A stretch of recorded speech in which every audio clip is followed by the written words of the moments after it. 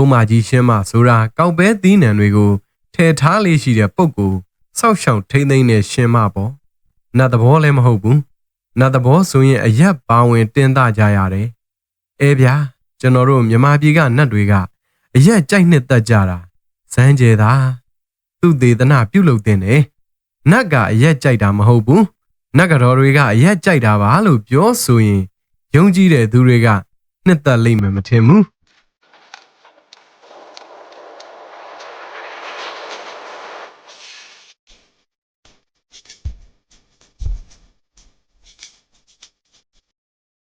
အားလုံးပဲမင်္ဂလာပါခင်ဗျာ Rewin Channel မှာပြန်လဲကြည့်ဆိုလိုက်ပါတယ်ကျွန်တော်နဲ့အတူတူအားလေးတွေဖက်ကြအောင်နော်မုံဦးလူပွဲ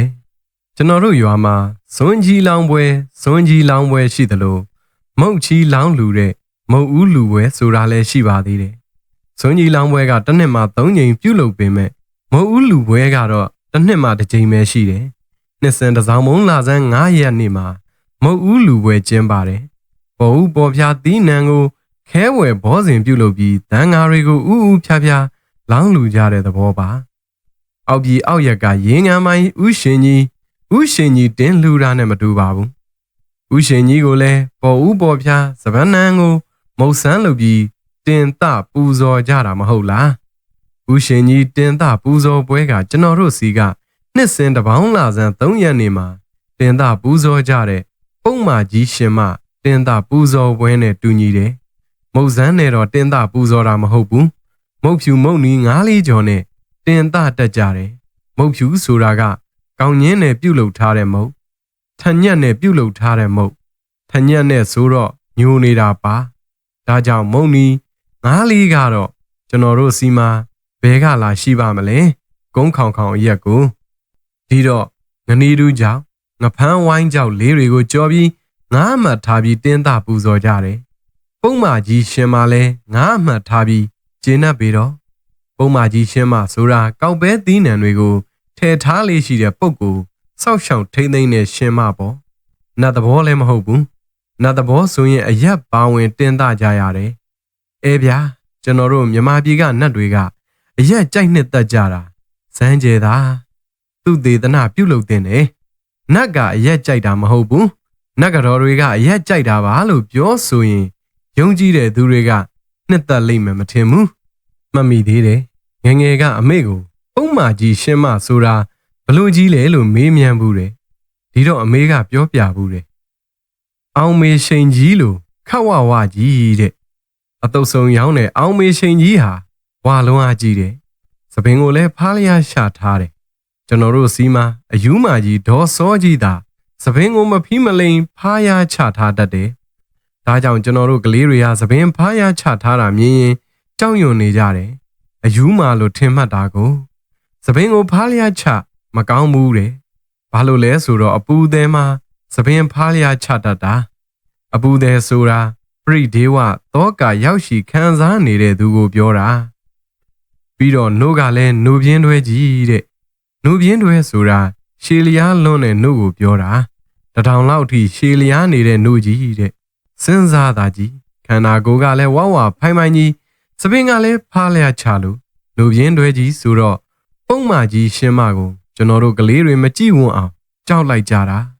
ပုံမှန်ကြီးရှင်းမကနေမွန်းလွဲချိန်ထိစားတောက်ပြီးမှပြန်သွားတတ်တဲ့လေကျွန်တော်တို့နေမွန်းလွဲချိန်ထိအိမ်အပေါ်ဓာတ်ကိုမတက်ရဲကြတော့ဘူးအိမ်ပေါ်ဓာတ်မှာတင်းသပူဇော်ထားကြတာကိုအမှန်ကကျွန်တော်တို့ကလေးတွေမုတ်ဖြူမုတ်နီတွေကိုမိုးမလွဲခင်ကောက်ယူစားကြမှာမို့6လန့်ထားတာပါပုံမှန်ကြီးရှင်မကပုတ်ကြီးနယ်အပြည့်ကောက်ပဲသီးနှံတွေရအောင်ပုတ်ထဲရောက်လာတဲ့သီးနှံတွေပြန်ထွက်မသွားအောင်စောက်ရှောက်တယ်လို့အယူရှိကြတယ်မိသားစုအတွက်အသုံးလိုရင်သီးနှံတွေရောင်းချရတယ်မဟုတ်လားကျွန်တော်တို့တောမှာငွေလိုရင်သီးနှံကိုပဲရောင်းချကြရတယ်ပုံမှန်ကြီးရှင်မကမရောင်းရအောင်စောင့်ရှောက်ပေါ့အခုခေတ်မှာတော့ညူယောတောပါသပင်ဖားလျားချတဲ့ယဉ်ကျေးမှုထွန်းကားနေတယ်ဒီမှာကျွန်တော်ကလည်းအရွယ်ကြီးရင်ပြီးစဉ်းစားဉာဏ်ရှိလာလို့လားတော့မပြောတတ်ဘူးသပင်ဖားလျားချတာကိုမကြောက်တော့ဘူးရဲ့ပြီးတော့အမြင်လဲပြောင်းလဲလာသဗျာချစ်စရာလေးတွေလူလဲမြင်လာမိတော့တယ်ပုံမှန်ကြီးရှင်မကို တောင်သူလယ်သမားတွေကသာတင်းသားပူဇော်ကြတယ်။ကုန်သည်တွေကလည်းမတင်းကြဘူး။မြောက်သူကလည်းမတင်းကြဘူး။ပြီးတော့ကိုယ်အိမ်တွင်သာတင်းသားတာမို့ပွဲလန်းသပင်လိုပျော်စရာမကောင်းတော့ဘူး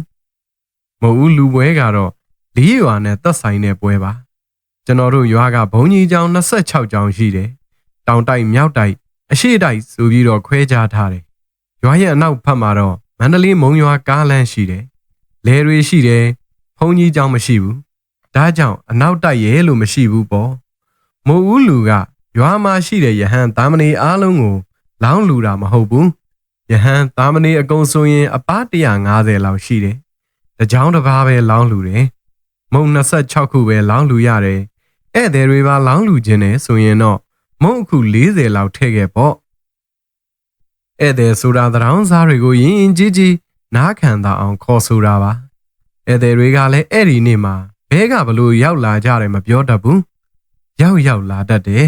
။တစ်နှစ်မှာတစ်ကြိမ်မုံအခု40ဆိုတာကလည်းတတ်နိုင်တဲ့အနေအထားလေ။တချို့လဲအားခဲကြတာပေါ့။ဟုတ်တယ်။တော့ကြာမရှိလို့မလူ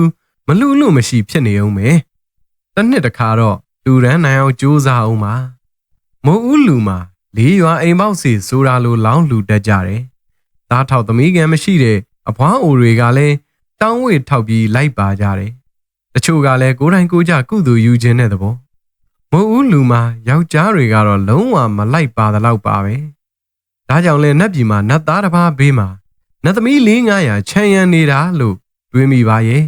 ။မိုးဦးလူပွဲလို့သာပြောတာပါ။ဟိုရှေတုန်းကတော့လဲထုံရားထွက်သီးနှံနဲ့လှုပ်ထားကြတဲ့မုတ်တွေဖြစ်မှာပေါ့။အခုတော့ဝဲမုတ်တွေပဲများနေတော့တယ်။ဝဲမုတ်ဆိုတာဆိုင်းတွေကအလွဲတကူဝဲလို့ရတဲ့မုတ်တွေကိုပြောတာ။စီကြော်မုတ်ဆိုရင်လည်းအကျော်ဖိုးကဗရားကျော်အဖြုံးကျော်တွေလွယ်ကူကူဝဲယူပြီးလောင်းလူကြတယ်။အိမ်မုတ်ရှားပါသွားပေါ့။အစင်လာမပြတ်ရှိနေသေးတာကိုပဲကျင်းနှံ့နေရတော့တယ်။ကျွန်တော်တို့ငယ်စဉ်ကတော့ရှေးဆုံးကဝက်ဖြူစင်ကြဲနဲ့လူကြီးတွေကဂျေးစီသေးလေးတွေကိုကိုစီထုခတ်လို့အတန်သေးသေးလေးတွေကများလာတော့လဲညံစီနေတယ်။နားထောင်လို့ကောင်းသေးတော့မုတ်ဦးလှူကြတဲ့မိမပြိုလေးတွေကလည်းယွန်းပြက်နက်ကလေးတွေကိုစီရွက်လို့အင်းကြီးအဖြူယောဂီတပတ်လက်ကတော့ထိုးယောဂီထပိန်တွေစင်တူဝစ်လို့တမျောတခေါ်ကြီးဝတ်စုံတူတွေမြင်နေရတာအမြင်ဆန်းနေပါပြီ။နောက်ဆုံးကအိုးစီဝိုင်းဒိုးပတ်ဝိုင်းမဟုတ်ဘူး။ကတုံးပြောင်မှာဖြင်းတပင်လေးပတ်ဖြင်းတစ်ပတ်လေးပတ်ပြီးအိုးစီကိုခေါင်းတငိမ့်ငိမ့်နဲ့ထုနေတဲ့ဥပြရဲ့ရုပ်သွင်းကိုအမှတ်ရနေပါသေးရဲ့။ကိုထွန်းစင်ကလည်းဒေါ်မိုးမပါဝင်းနဲ့ဥရွှေရိုးအကကောင်းမှကောင်းအခုတော့တနခါပကွက်ကြားနဲ့ကွက်ထောတို့ချက်ပေါ်တို့ဆိုတာရုပ်ရှင်ဗီဒီယိုထဲမှာသာခက်နောက်ကြနေရခဲ့ပေါ့တနခါပကွက်ကြားကအိမ်မာနေရင်သာရှိကြတော့တာပွဲလက်လိုက်ပါကြပြီဆိုရင်မိတ်ကတ်နဲ့မိတ်ကတ်တောင်ကိုယ်တိုင်လိမ့်တာမဟုတ်တော့ဘူးငားရန်ကပေးပြီးလိမ့်ကြတော့တာမြို့သူနဲ့ရွာသူခွဲကြမရတော့ဘူးကဘာကြီးပြားသွားပြီလို့ဆိုတယ်မဟုတ်လားဒါပေမဲ့ရွှေကြီးချင်းဝစ်စင်နဲ့ဓလေတော့ရှိကြသေးတယ်ဆက်စုတဲ့သူတွေကမုံဦးလူမှာရွှေရှည်ချင်းဘယ်နှယောက်ဝတ်ထားတယ်ဆိုတာရေးတွက်ထားတတ်တယ်မိမပြိုးတွေအတွက်ရွှေချီချင်းဝတ်ဆင်နိုင်ခြင်းဟာဂုဏ်တစ်ခုပဲပါမုံဦးလူကမြောက်တိုက်ကနေစတင်လူရန်တယ်မေကဝန်ကျောင်းဝင်းထဲမှာပြုတ်လုတယ်မုံလောင်းတဲ့ဆင်းတွေတော့လုံမထားဘူးမြေပြင်မောစောင့်ညောင်ထိုင်းယွန်းပြစ်လေးတွေရှေ့မှာခြာပြီးလောင်းလူတယ်အဲ့ဒီကပြီးရင်ရွာလဲလမ်းမှာအတိုင်းစီတန်းလျှောက်လာကြတယ်ရွာတောင်ဖျားကယွန်းကျောင်းမှာ1000ရန်နာတယ်တောင်တိုက်ကျောင်းတွေကိုလောင်းလူကြပြန်တယ်အဲကနေ80နွတ်80နထိန်ရွာတိရက်တွေကိုဖြတ်ပြီးပုတ်ပါယုံတောင်ကျောင်းမှာရက်နာတယ်အဲဒီမှာအရှိတိုက်ကျောင်းတွေကိုလောင်းလူတယ်လေးရွာကိုတပတ်ပတ်လိုက်တဲ့သဘောပါပဲစွန်ကြီးလောင်းပြီးသက်ဆိုင်ရာဒကာဒကာမတွေကသက်ဆိုင်ရာဘုန်းကြီးကျောင်းကိုစွန်ဟင်းပို့ပေးတတ်တယ်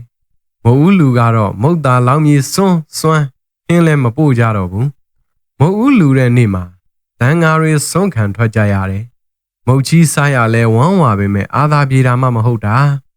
မွေးလာကလေးကစံကိုစားလာကြတော့သမင်းစားရမှအာသာပြေတတ်ကြတယ်အဲ့ဒီနေ့မှာမုတ်တွေကတော့ကြောင်းတိုင်းအရှံပဲအထားခံတဲ့မုတ်ဆိုရင်သိမ်းဆဲထားပေါ့တချို့တန်ငါတွေကတော့ဝီနီးရသိမ်းစီမထားတတ်ကြဘူး စားကျင်တဲ့သူတွေကောင်းအောင်စားကြပြီရောမဟုတ်ဦးလူပွဲကိုကာလာသားလူငယ်တွေလည်းတအားကြည့်ကြတယ်ဒီရွာကရက်ကွက်ဘောင်းစုံမှအိမ်တွင်းအောင်ကုံမာကြီးအားလုံးကိုကြည့်ရှုခွင့်ရတာမဟုတ်လားကျွန်တော်တို့ရွာကတောင်သူလယ်သမားအခြေခံဆိုတော့ကိုယ့်ရက်ကွက်ကိုယ်အိမ်မှာပဲအလုပ်လုပ်ကင်နေကြတတ်တယ်တရက်ကွက်နဲ့တရက်ကွက်ဆက်ဆံရေးကလည်းအကြောင်းကြီးငယ်ကိစ္စရှိမှသွားလာကြတာကိုယ့်ရက်ကွက်သားတယောက်ဒီရက်ကွက်ထဲရောနှောရောက်ရှိနေရင်လဲသိတာထင်ရှားနေတယ်သွေးရိုးသားရိုးမဖြစ်နိုင်ဘူးဘသူကိုပိုးပန်းဖို့လာတယ်လဲတိလျက်သားနဲ့လက်ခံထားရင်လဲကိုယ့်ရက်ကွက်ကလူတွေညှိုးညင်းမှစိုးရင်ရသေးတယ်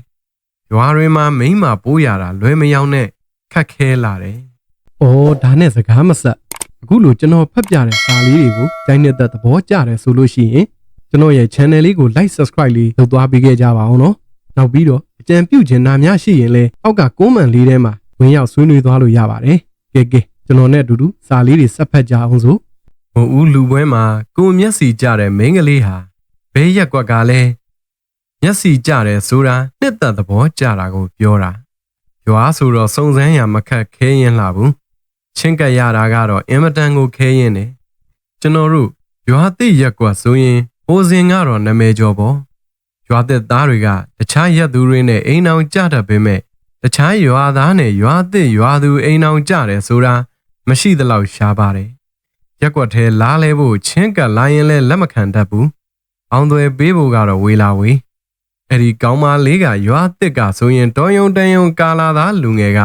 တော့ပါပြီဆိုပြီးနောက်ဆုတ်သွားတတ်တယ်ချင်းကပ်ဖို့မလွယ်တာကိုအခုတော့ဖြင့်ကဘာကြီးရွာကြီးဖြစ်လာတာနဲ့အညီဝင်းရထွက်ရလွယ်ကူကုန်ပါပြီကျွန်တော်တို့ရွာသစ်ရွာမှာလဲတခြားရွာသားတွေနဲ့အိမ်အောင်ကြတာတွေရှိလာတယ်အဲ့ဒီမှာစီးလုံးညီညွတ်မှုအားယောနေသွားသလားလို့ဟိုစင်ကတော့ရွာသစ်သူရွာသစ်သားကိုထီပန်းနောက်ရှက်ဖို့မဝင်ရဲကြဘူးထီရင်ကြီးကန်းတွေလိုတရွာလုံးဝိုင်းအောင်လာကြတော့တာတစောင်းမုံလာပြီးမိုးနဲ့ကြောင်ဖျားပွဲမှာပွဲကပြလို့ရှိရင်အုတ်ချုပ်ဖို့ရဲမလိုဘူးမိသက်မလိုဘူးအားလုံးငြိမ်သက်လို့ငြိမ်သက်ဆိုရွာသစ်ရဲ့ညီညွတ်မှုအားကကောင်းတာကိုဒီမှာဆိုလိုချင်တာကတော့မိုးဦးလူပွဲကကာလာသားတွေအတွက်ကိုမျက်စီကျတဲ့မိန်းကလေးရွေးချယ်ခွင့်ရရှိကြတယ်ဆိုတာပါပဲအိမ်ထောင်ကြခြင်းမကြခြင်းဆိုတာတော့ဖူးစာရေစက်နဲ့သက်ဆိုင်လိမ့်မယ်ထင်ပါတယ်။ဒါကြောင့်မို့ဦးလူပွဲမှာဂုံမာရီမျိုးသမီးတွေကလည်းအစွမ်းကုန်ချဲတာပြင်ဆင်ကြသလိုဂုံမာရီမျိုးသားတွေကလည်းအစွမ်းကုန်မျက်စီစပွဲထောက်ထောက်ကြည့်ကြတော့တာပဲ။တစ်ချိန်နဲ့ကြည့်တာမဟုတ်ဘူး။ရွာလဲလမ်းမှာတစ်ချိန်ကြည့်တယ်80နှစ်ထိန်ဖြတ်တော့